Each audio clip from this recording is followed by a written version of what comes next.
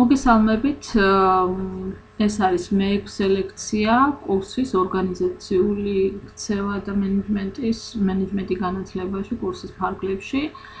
დღევანდელ ლექციაზე ჩვენ შევეხებით მოტივაციის ცნებას.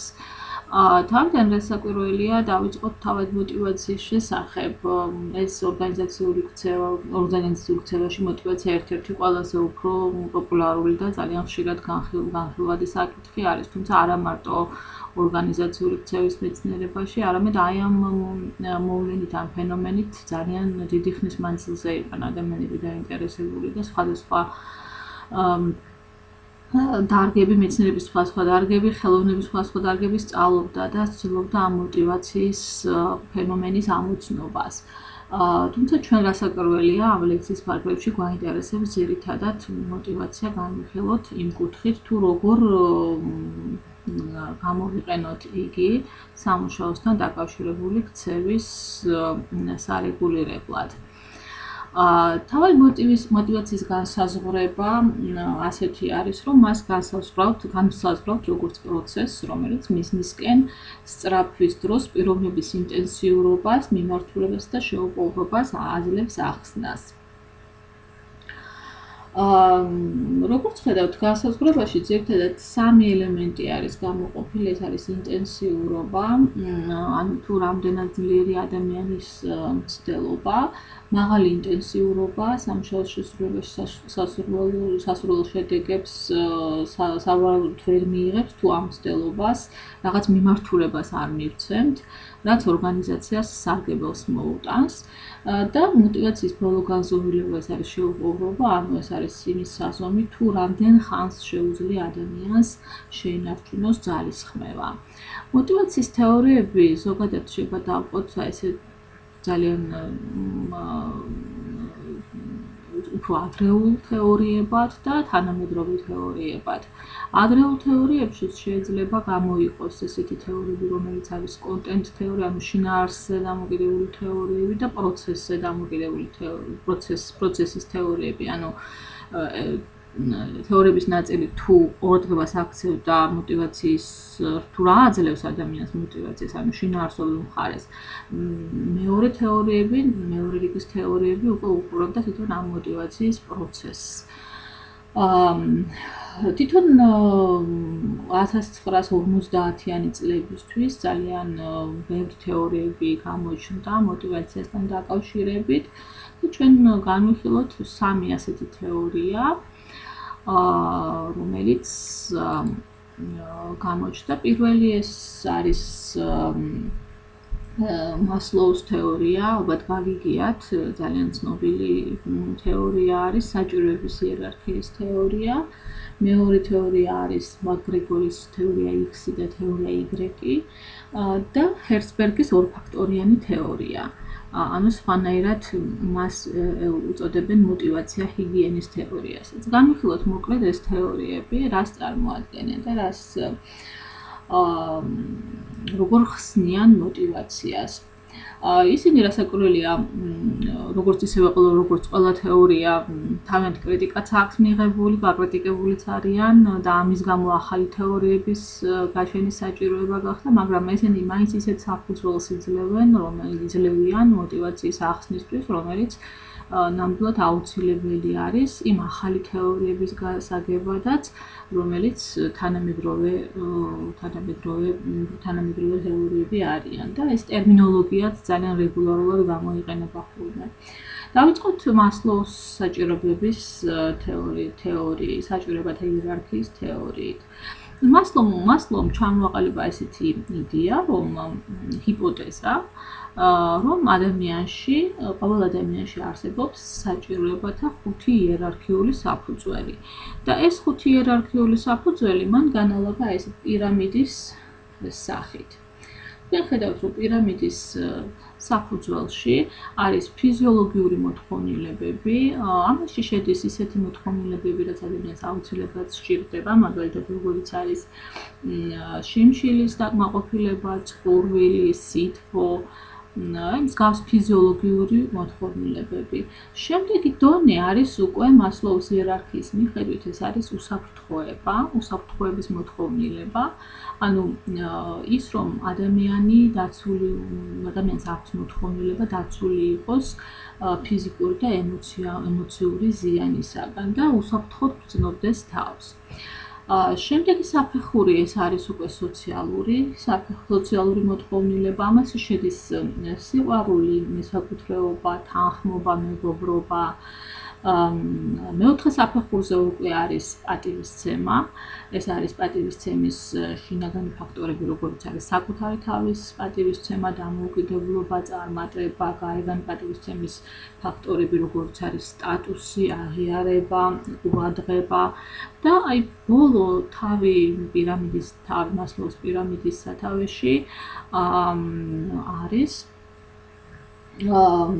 თვითრეალიზაციის მოთხოვნილება. ეს არის სწრაფვა იმისკენ, რომ რის უნარიც აქვს ადამიანს, არის მის განვითარება და თავის შესაძლებლობების მაქსიმალურად განხორციელება და თვითრეალიზაციის მიღწევა.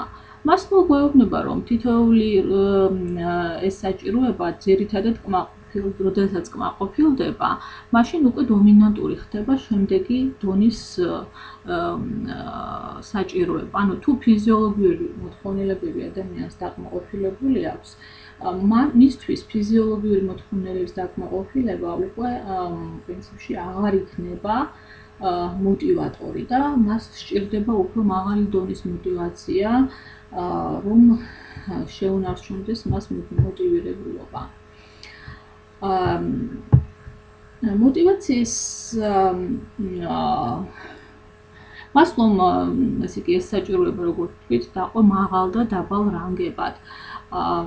ფიზიოლოგიური და უსაფრთხოების საჭიროებები დაახასიათა როგორც დაბალრანგიანი საჭიროებები, ხოლო ზედა 3, ანუ სოციალური პატივისცემის და თვითრეალიზაციის საჭიროებები მიიჩნია მაღალი რანგის საჭიროებებად. და აი ესეთი დასკვნა იყო ამასთან დაკავშირებით განსხვავება უბრალოდ რომ მაღალი რანგის საჭიროებები კმაყოფილდება ძირითადად შინაგანად, ანუ პიროვნებაში კმაყოფილდება შინაგანად, ხოლო დაბალი რანგის მოთხოვნილებები კი კმაყოფილდება თქვათ გარე ფაქტორებით, ანუ როგორიც არის ანაზღაურება, პროფკავშირებთან მოლაპარაკება, თანამდებობაზე ყოფნის ვადა და მსგავსი.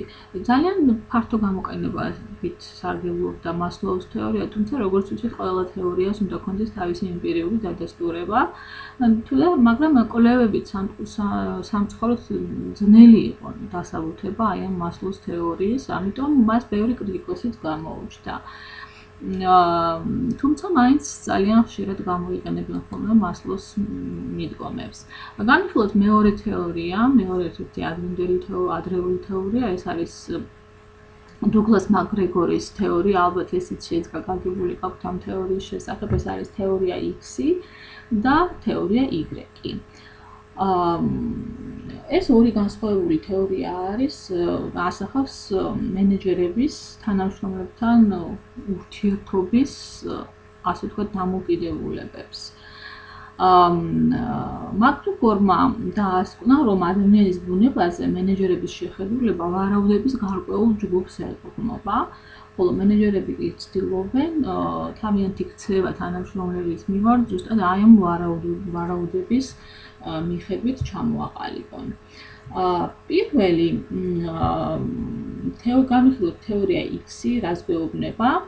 თეორია X-ის მომხრე მენეჯერები ასეთ ვარაუდებს გამოთქვამენ, რომ თანამშრომლების მიმართ, რომ დაქირავებულს შინაგანად ძულს სამუშაო და რამდენადაც შესაძლებელი იქნება შეუძლია ეცდებიან, რომ აარიდონ თავი მას.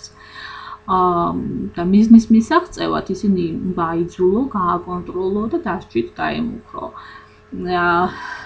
და ასევე ისინი თვლიან, რომ დაქირავებული თავს არიდებენ პასუხისმგებლობას და როდესაც კი შესაძლებლობა იქნება, ისინი ოფიციალურ მითითებებს დაელოდებიან. დაქირავებელთა უმეტესობა სამუშაოთან დაკავშირებულ ყველა ფაქტორზე მართლა უსაფრთხოებას აყენებს და ამბიციურობას არ ავლენს, ასე სჯერათ თეორია X-ის მიმდევარ მენეჯერებს. თუმცა თეორია Y-ის მიმდევარი მენეჯერების მიხედვით დაქირავებულების შეხედულებით სამუშაო ისეთი ბუნებრივი მოვლენა არის და მოთხოვნილება, როგორც დასვენება ან თამაში და თუ ადამიანები მიზნის ერთგულები არიან, მაშინ ისინი საკუთარ თავსვე გააკონტროლებენ და მართავენ. მათ ასევე სჯერათ, რომ საშუალო სტატისტიკურმა ადამიანმა შეიძლება ისწავლოს პასუხისმგებლობის აღება თავის თავზე. ამ დროს ნოვატორული და გადაწყვეტილების უნარი ძალიან ფართოდაა გავრცელებული ადამიანში და ეს ეხება არა მარტო მენეჯერებს, თანამდებობაზე მყოფ ადამიანებს, არამედ ჩვეულებრივ რიგით თანამშრომლებსაც. თვითონ მაკგრეგორის ანალიზს თუ დავეთანხმებით, რა შეიძლება ვთქვათ მოტივაციის შესახებ. X თეორიის მიხედვით, აი მასლოუს თუ გავიხსენებთ ისევე, ადამიანებში დაბალი რანგის საჭიროებები დომინირებს, ხოლო Y თეორიის მიხედვით კი მაღალი რანგის. თვითონ მაკგრეგორს თავად სჯეროდა, რომ Y თეორიას უფრო თეორიის ვარაუდები უფრო საფუძვლიანი იყო და მისი აზრით მონაწილეობრივი გადაწყვეტილების მიღება, საპასუხისმგებლო და საინტერესო სამუშაო და კარგი ჯგუფური ურთიერთობები სამუშაოს მიმართ თანამშრომელთა მოტივაციას ზრდიდა. სამწუხაროდ ამ თეორიამაც ვერ მიიღო საკმარისი ემპირიული მხარდაჭერა და ამიტომ გაჩნდა კიდევ სხვა თეორიები.